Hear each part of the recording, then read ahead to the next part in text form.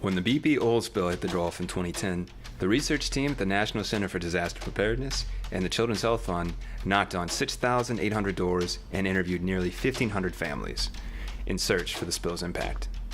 They found that 2 of every 5 parents reported that their children had physical or mental health problems after the spill, and a similar number said that they were economically impacted by it. The team wanted a way for youth to be able to help themselves in the event of a disaster. So they teamed up with the Center for Disaster and Risk Analysis at Colorado State University and created SHOREline, a project-based youth empowerment program where youth help youth recover from disaster. A couple of years ago, I was in Philadelphia on a panel about Superstorm Sandy, and one of the representatives from the workshop school, which is a project-based learning school in Philadelphia, was at this workshop with 3 of their high school students. And she had them come up afterwards and talk to me after this panel, and they were asking me questions, and I said, "Oh, you have no idea. My collaborator, David Abramson, and I, we're trying to form this youth-focused project, and actually I'm the one who has questions for you and wants to learn from you." The structure of project-based learning was what was so appealing to us right away, because in the course of thinking about a project, it really challenged the students right away to think about, well, what are we doing? What kind of a problem are we solving? What can we do? We liked that they had to use math and science and history, and they had to think about how do you solder things and how do you build solar panels and what's important about modular housing and how do you address population needs. So they were covering such a wide gamut that it seemed like the kind of thing that we would like to use to help engage the SHOREline students, because it's the same scale.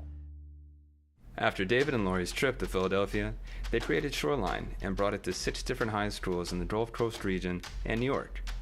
Each high school had a SHOREline cohort of students that worked together to develop a disaster-related project. All of the projects in the first year, from art therapy to box ovens, were exceedingly innovative and addressed critical disaster-related issues. However, all of the projects followed one process. The first step in that process is to identify the problem. Situated in Irvington, Alabama, the students at Alma Bryant were all too familiar with the struggles that came with hurricanes. One of the problems they identified was not being able to cook food during a power outage. With their problem in hand, their next step was to come up with a solution. In their first year of SHOREline, the Alma Bryant students came up with the idea of a box oven made out of common household materials. A box, aluminum foil, hangers, tin cans. They hoped that the box oven would make cooking during emergency situations more accessible. In their second year, they researched solutions for cooking more nutritious meals. This year, we wanted to continue our project from last year, which was the Powerless Cook-Off. However, we wanted to focus on the more nutritional aspects, like, after a disaster, people may not have access to fresh, nutritional food. We did a lot of researches like, the nutritional content of MREs, like how to prepare nutritional meals, what sort of foods work better, in our box oven. We found out that MREs have lots of fat, calories, sodium, preservatives, and so after a while, they cease to become nutritionally viable. It's too much for your body to handle. So we wanted to solve this by creating a powerless kitchen. And the powerless kitchen is basically just a combination of our box oven in conjunction with bamboo charcoal and the tin can stove. And so you can use these to sort of support yourself after a disaster. The next certification level as they move through the pipeline would be to see if they actually can implement this activity in their community. Let's get it lighted. Yeah, we got it lighted. As they did the year before, Alma Bryant hosted a box oven cook-off, where teams compete in a box oven cooking competition at their school. And so that's level 3. Level 4 is once the project has been implemented, have they actually evaluated it to see if it works? The food that we focused on was the nutritional side, and that was really good because it was a lot better from last year, as where we were using non-perishable and this year we were using perishable. So it was fresher, it was more nutritional. It was a nice meal that everyone made.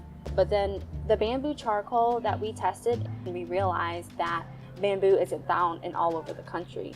So we had to find other ways that we can have fuel source, and then we realized that biomass fuel source is a good way to have other resources in different areas that can't get bamboo. And then the final stage 5 of the project would really be to see how exportable this project would be. Can it be run by somebody else in another community? Have they developed something that exists outside of just themselves? To make sure other could make their box ovens, the Alma Bryant students created a manual and a video tutorial to complement. Okay, first off, you're going to need a box with a lid. We used a box that holds copy paper. Don't forget the lid, that's going to be important later. You're also going to need aluminum foil. One box of 120 feet of aluminum foil should suffice for at least 2 boxes.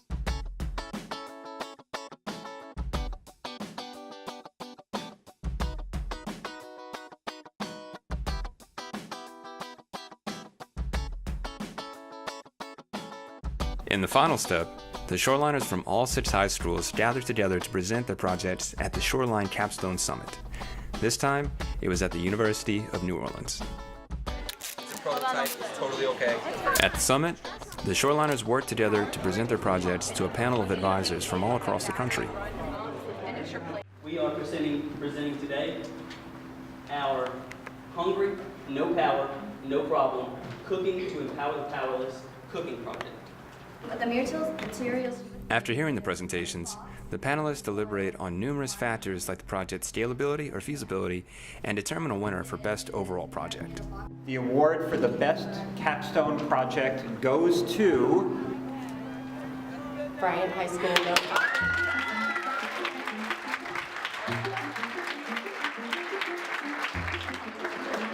Congratulations. Your hand, Tyler. That year, Alma Bryant took home the award for the best capstone project, but the real prize came with project-based learning. Well, one thing I like about us being able to come up with projects is that it feels a lot more personalized. Like within my chapter, we've all experienced hurricanes. It's just a natural fact of life where we live. We can take those experiences and really provide a better solution.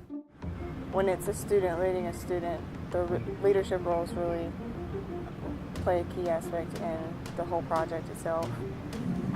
Stepping up to do what's needed to be done is important, and when it's student-led, all the students have to take part in it for it to be accomplishable. Shoreline is a project that wants to empower students or young people. So how does it make me different? I don't go into meetings with them and say, this is what we're doing. I say to the students, where are you? What are you working on? What issues do you see with our project or with whatever we're doing? What is really invigorating and motivating about Shoreline is watching my students develop leadership skills and watching them get to know themselves and believe in themselves, like develop self-confidence. It's super exciting and inspiring. Shoreline has evolved since its creation in 2013. Shoreline is not only about youth who have been exposed to natural and technological disasters like Hurricane Katrina or the Deepwater Horizon oil spill, but also about those who witness such disasters around them and around the globe and want to help. Disasters come in many forms. They can be man-made, biological, or slow-moving disasters like climate change, and the Shoreline Network is expanding to meet the challenge. From rural to urban, disasters can affect the lives of youth in any given area.